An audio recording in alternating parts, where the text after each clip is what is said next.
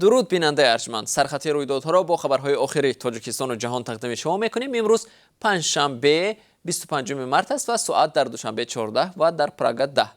در این نشر برنامه درباره وضع سلامتی سابق رهبر شرکت امید 88 در محبس، افزایش ازدواج تاجیکان با شهروندان روسیه، بازداشت جوانی تاجیک در مسکو پس از صدمه، پیروزی دختری تاجیک در آزمون زیبایی و خبرهای دیگر خواهیم گفت.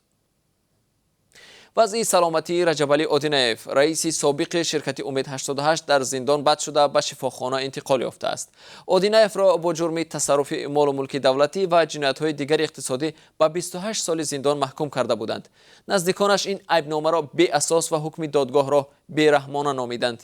منصور جان عمروف، سردار اداره زندان‌ها در تاجیکستان، روز 25 مارت به رادیو آزادی گفت وضع رجبعلی آدینایف در زندان بد شده. 2 هفته پیش او را به بیمارستان یاری تجلی در شهر دوشنبه انتقال دادند. امید 88 یکی از 3 شرکت عمده تامین کننده سوزشواری در بازار تاجیکستان بود که با گازپروم روسیه و شرکت خصوصی فراز در رقابت قرار داشت. برخی از کارشناسان رقابت با فراز را سبب اساسی زیر فشار افتادن این شرکت نامیدند. سرنوشت شرکتی که طول 20 سال در بازار سوزشواری تاجیکستان موقع کسب کرد و فعالیت آن ناگهان با حبس رهبرش در آخر سال 2017 به انجام رسید، یکی از پرسر و صداترین قضیه ها در تاجیکستان بود. پیشوای مخالفان بلاروس سویتلانا تیخانوفسکا از مردم این کشور دعوت کرد که 25 مارت یعنی در روز تأسیس جمهوری مردمی بلاروس موج نوی اعتراضها بر ضد رژیم الکساندر لوکاشنکو را آغاز کنند. تیخانوفسکا درخواست نموده است که مردم در به اصطلاح روز اراده راهپیمایی‌های اعتراضی بر ضد خودکامگی لوکاشنکو در مینسک و دیگر شهرهای بلاروس باید اعلان کنند. 22 مارت ریهور کاستیوکوف، رهبر جبهه مردمی بلاروس، به رادیو آزادی گفت که پلیس با اشاره به سرایت کرونا و دعوت‌های سازمان‌های به قول مقامات بلاروس افراطی در شبکه تلگرام گفته است که امنیت جمع آمده را تامین کرده نمیتواند. سازمان حامی حقوق بشر آمنستی اینترنشنال ابراز داشته است که مقامات بلاروس می‌خواهند جمع آمدهای روز اراده را به یک صحنه دیگری خشونت تبدیل دهند. 103 سال پیش 25 مارت سال 1918 جمهوری مردمی بلاروس تشکیل شده بود، ولی آن کمتر از 1 سال وجود داشت.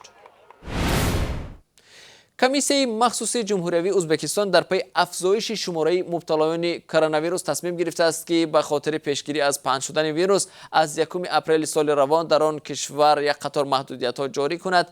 بر اساس این قرار سر از 1 اپریل در ازبکستان نظارت رعایت چاره‌های سانیتری اپیدمیولوژی هنگام گذرانیدن توی و معرکه‌ها سخت‌تر و شمار اشتراکداران تا 100 نفر کم کرده می شود. همچنین هنگام تشکیل کردن صحنه‌های تئاتری، نمایش فیلم و برنامه‌های کنسرتی، پوشیدن نقاب برای تماشابینان و هیئت خدمترسان حتمی خواهد بود. تعداد تماشابینان نیز نباید بیشتر از 50% شماره عمومی باشد. در بلیط‌ها نیز برای آگاه کردن تماشابینان نوشته خواهد شد که وقتی به تماشا بیاید که خود را سالم می‌حسابید. مسئولیت رعایت قاعده‌های بهداشتی بر ذمه سازماندهندگان میباشد.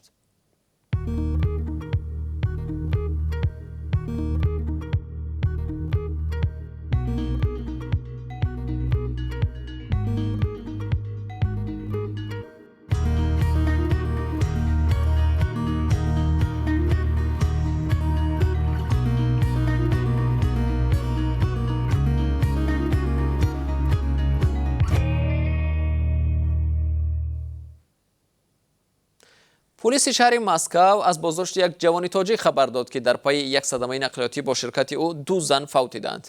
جوانی بازداشت شده حسین سامانی 25 ساله شهروند تاجیکستان گفته می شود که روز 25 مارت در گذرگاه کاناکوفسکی شمال مسکو با ماشین مرسدس با ماشین دیگر برمیخورد و در نتیجه ماشین از مسیر خارج گشته 2 راهگذر را پخش می کند.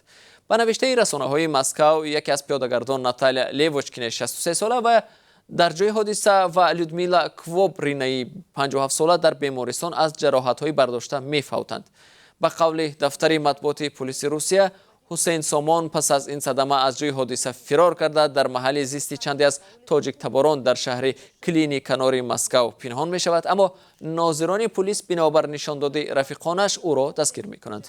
پلیس مسکو می گوید به قول حسین سامان او بنابر از کار برآمدن ترمزهای اتوماشین به صدمه دچار شد.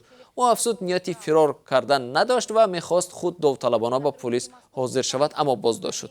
گفته می شود حسین سامانی 25 ساله قبلا دانشجوی دانشگاه تکنیکی اویاتسیای گراژنی شهر مسکو بود، اما هفته گذشته بنابر نسپردن 11 سنجش و امتحان از دانشگاه اخراج کرده شده است. زرینه حبیبова، یک مادر 25 ساله تاجیک در دهه تگرمی ناحیه نورآباد خودکشی کرده است. با گفته نزدیکان حادثه تقریبا ساعت 14 روز 21 مارت رخ داده است. حبیبova 25 ساله مادر دو فرزند به ادعای پیوندانی شوهرش در داخل یک عمارت خانه شوهرش خود را به دار آویخته است، اما نزدیکان او به این فرضیه خویشان شوهرش باور ندارند.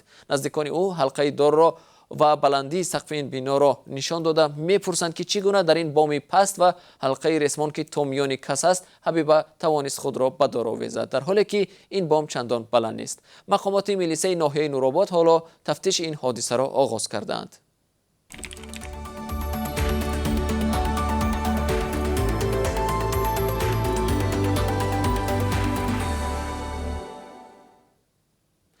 سابرینا بورزова، یک زاده تاجیکستان، در آزمون زیبایی در قزان عنوان مفتون کننده را به دست آورد. خبر می‌دهد پایگاه خبری تتر اینفورم.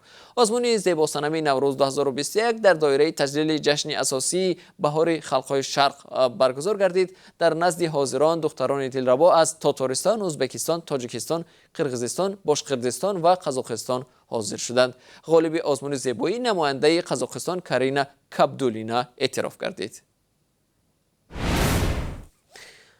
در روزهایی که تاجیکان در سراسر دنیا نوروز را تجلیل میکنند، خبر رسید که در میان شهروندان خارجی که با شهروندان روسیه در مسکو ازدواج کردند، تاجیکان از همه بیشتر بودند.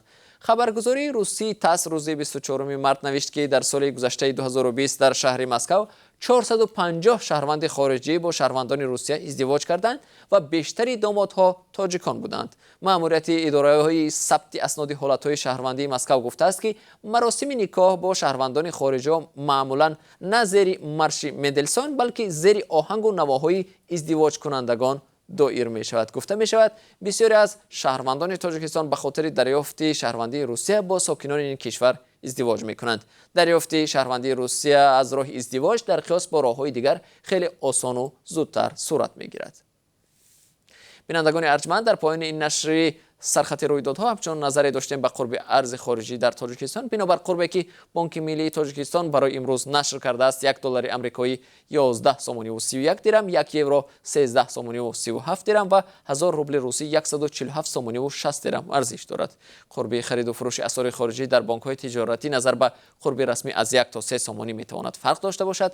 خبر و گزارش‌های دیگر را در برنامه اخبار آزادی تقدیم شما می‌کنیم که پس از 3 ساعت مستقیما در صحیفه آزادی ویدیو در یوتیوب و صحیفه رادیو آزادی در فیسبوک نشر می شود و ثبتش را هم می توانید آنجا تماشا کنید.